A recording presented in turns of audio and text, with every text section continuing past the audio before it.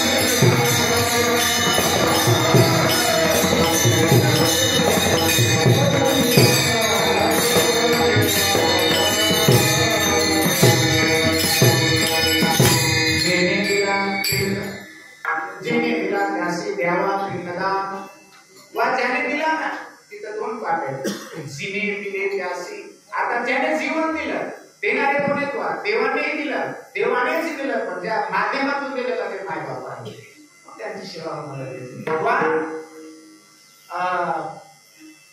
वसुदेवजींनी भगवंताला टोपलीत घातलं आणि निघाले. कुठं? मथुरेला, गोकुळाला जायचं होतं. कशा करता म्हणजे आपल्या पोरच्या पोराला कुठंतरी जिथे संकट नाही तिथं पोहोचावं. त्या मथुरेच्या बाहेर आले तर ती यमुना कुटुंब भरलेली होती. वसुदेवाला हे माहिती नव्हतं माझ्या पोराच्या अंगाचा स्पर्श झाल्यानंतर पाणी उतरणार, त्यांना माहिती नव्हतं. पण त्याने काय विचार केला? आपल्या पोटी जन्माला आलेल्या आपल्या लेकराच्या भविष्यासाठी स्वतःचं वर्तमान पणाला लावणारी जगात एकच व्यक्ती येते म्हणजे मायबाप. त्यांनी स्वतःच्या जीवनाचा विचार केला असता तर मग नसतं झालं, पण त्यांनी विचार केला आपला जीव गेला तरी हरकत नाही, पण माझ्या पोटी जन्माला आलेलं पोरगं वाचलं पाहिजे. नंतर ते देवाने चमत्कार दाखवला मानलेला असं की हा त्याग फक्त भगवंताच्या बापाचा आहे असं समजू नका. हा त्याग तुमच्या प्रत्येकाच्या बापाचा, प्रत्येकाच्या वसुदेवाचा.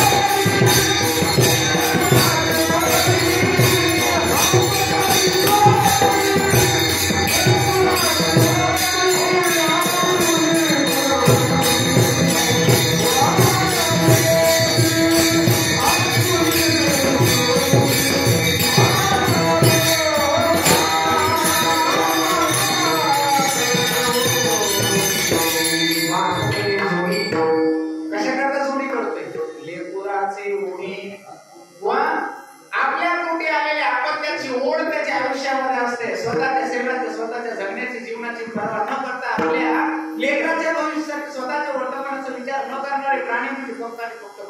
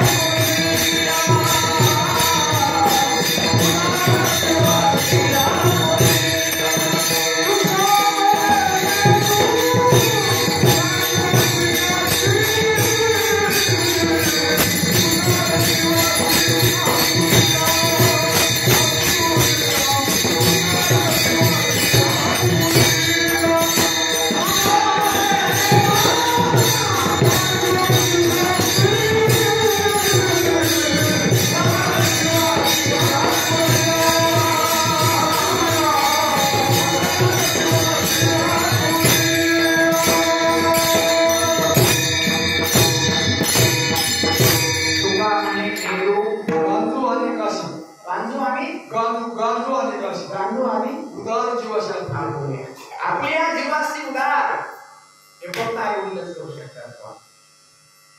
ओ म्हणे महाराज तुम्हाला माहिती नाही, तुम्हाला आमचा बाप किती माहितच नाही. काय करणार त्याने काय दिले आम्हाला?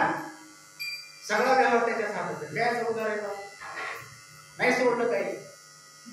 सातबारा त्यांच्याच नावावर, पटेल त्यांच्याच नावावर येतात, फुले त्यांच्याच नावावर येतात, ध्यानवाद त्यांच्याच नावावर येतं. फक्त म्हणायला म्हणतात, खरंच वाटायचं म्हातारे माणसं घर बांधतात, सगळं सोडलं फक्त एक काम करायला सोडलेलं असतं.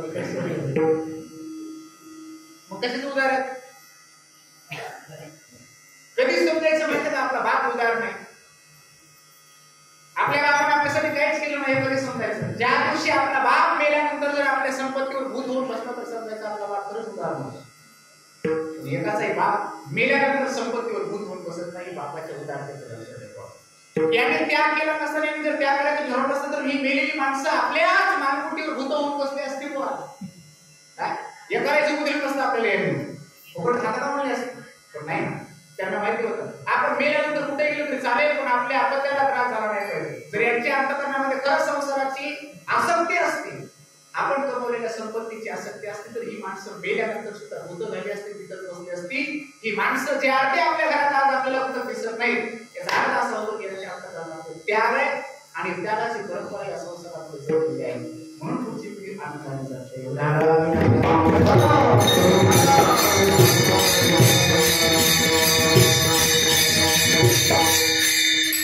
त्या आई वडिलाच्या गुणातून उदय होण्याचा हा प्रयत्न. शेवटी हा प्रत्येक लोक आहे जेव्हा येतो तेव्हा कशाने टळत नाही. नौषधम कोदा नामाता जगातवाह शक्तिवंती परित्रातून नरकायून पीडिता. कुठलाच औषध, कुठलाच मंत्र, कुठलं सामर्थ्य जन्म देणारे मायबाप शक्तिवंती परित्रातून नरम कालेन पीडिता. आणि त्या गोष्टीचा विशेष काय? नाथ महाराजांनी फार सुंदर वर्णन केलं. मृत्यू विचारी गुणदोष न म्हणे देश विदेश न बाहेर आपण दिवस परित्राणाश करता. तो ज्याला मारायचे तो गुणवान होता हे पाहत नाही, तो गुणवान नव्हता ही पाहत नाही. त्याच्यानंतर देश विदेश पाहत नाही. देशचा माणूस बाहेर गावी गेल्यावर त्याला इकडं कसं मारायचं, गावात जाऊ काय करतेच नाही. देश विदेश पाहत नाही. न म्हणे रात्र दिवस काहीच पाहत नाही. का? कारण त्याला काही घेणं देणं नाही. हदगावचे माणसं गंगेला पाणी आल्या मेलं जाते त्याला काही घेणं नाही. कुठेही जा त्याला मारायचं. मग झडकं लागले मेलेल्या माणसाची अंतिम कशी करतील न पाहे देश. काहीच गावी पाहत नाही, काहीच पाहत नाही.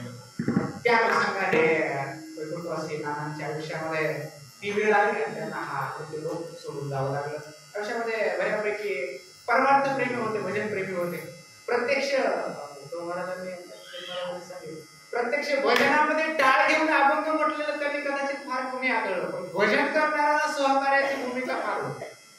कुठं काही अन्नदान असेल, मुरमुरे वाटायचं ठरवलं असेल तर तिथं शिरा कसा करता येईल, जिथं शिरा कडी आहे तिथं पोळी भाजी कशी करता येईल हा त्यांचा प्रयत्न असायचा. भगवंताची सेवा झाली आणि मृत्यूलाही ते असं आपलं गेले. त्यांच्या परिवाराच्या वतीने सेवा, आईवडिलाच्या वतीने ऋणातून उत्तीर्ण होण्याचा हा प्रयत्न.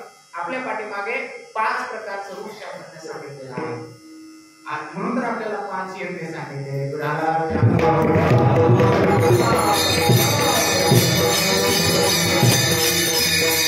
ऋषी यज्ञ सांगितला, देव यज्ञ सांगितला, पितृ यज्ञ सांगितला, भूत यज्ञ सांगितला आणि गो यज्ञ सांगितला. ऋषी यज्ञाच्या माध्यमातून साधू संतांची सेवा, त्यांच्या वचनाचं पालन, ज्ञानेश्वरीच्या पद्धतीने जीवन जगणं हा ऋषी यज्ञ आहे.